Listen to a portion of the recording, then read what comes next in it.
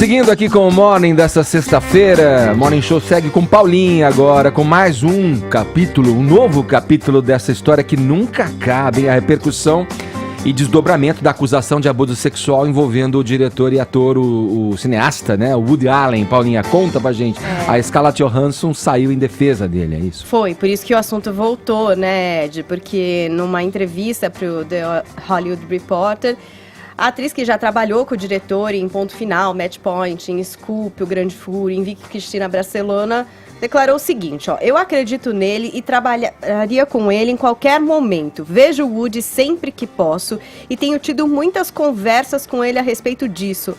Sou muito direta com ele e ele tem sido muito direto comigo. Ele mantém sua inocência e eu acredito nele. Bom, aí o que aconteceu é que a Gillian Farrell, que é exatamente essa filha adotiva do Woody Allen, que o acusa de ter lá abusado quando ela tinha 7 anos de idade, foi ao Twitter e respondeu o seguinte: porque se aprendemos alguma coisa nos últimos 2 anos, é que você definitivamente deve acreditar em homens abusadores que mantêm sua inocência sem questioná-los. E aí ela disse, Scarlett tem um longo caminho à frente na compreensão da questão em que ela clama dominar. Aí o que acontece? É isso, né, Ed? O Woody Allen, teoricamente, não tem um processo aberto em relação a isso. Teoricamente, houve uma investigação na época que o inocentou, não é verdade? Mas, mesmo hoje, a Gillian Farrell afirma que isso aconteceu com o apoio dos irmãos, inclusive, não é verdade? Muitos atores que trabalharam com o Woody Allen depois vieram a público dizendo que se arrependeram, entre eles o Timothée Chalamet, que vai estar no filme novo do Woody Allen, que doou o cachê dele para uma instituição do movimento Me Too. O que acontece? A Amazon tinha um contrato gigantesco com o Woody Allen para vários filmes. E séries, né? Chegou a colocar uma série no ar. Exatamente. E rompeu esse contrato depois que, novamente, as denúncias e o depoimento da Dylan para um canal de televisão foi ao ar. Então, é uma confusão muito grande. As pessoas se dividem entre apoiar o Woody Allen, não falar nada sobre isso, muita gente não fala sobre esse assunto, e outros atores que disseram sim ter se arrependido de trabalhar com ele, que não trabalhariam mais com o diretor. É isso, num caso, um como assunto você sempre polêmico. Então, como você disse, num caso que já tem um veredito ali, né? Já foi decidido na justiça. Tem uma coisa, um dos filhos chegou a sair em defesa dele, escrevendo um longo texto dizendo que lembrava do dia em que a irmã fala que foi abusada, e ele acabou acusando a mãe, a Mia Farrow, de alienação parental, inclusive.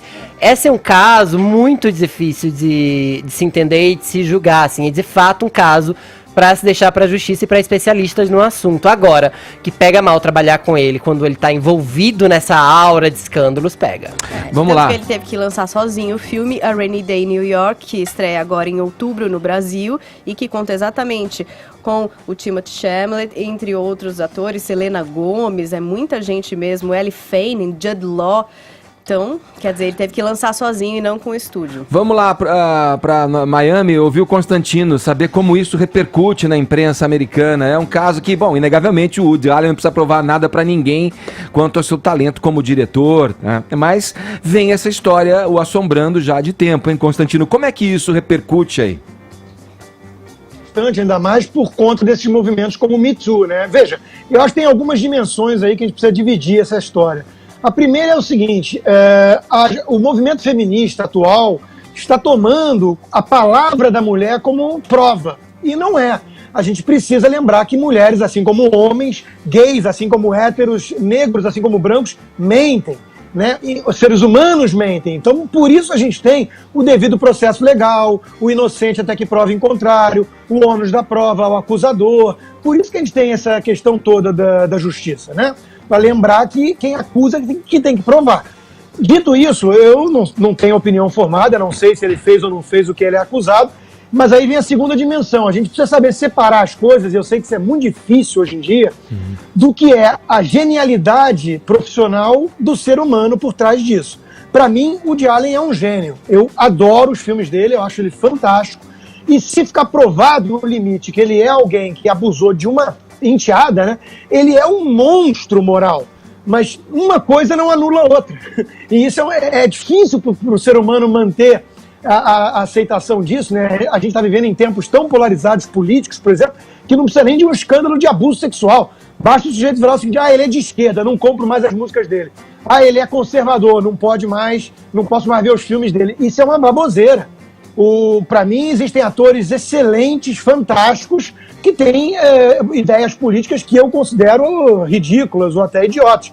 Mas isso não nega o talento do cara. Então, o Woody Allen é um gênio e vai continuar sendo sempre um gênio, mesmo que fique provado que ele é, eventualmente, um monstro do aspecto moral. Será que é o que eu tô vendo ali atrás na estante do Constantino é um disco do Chico Buarque?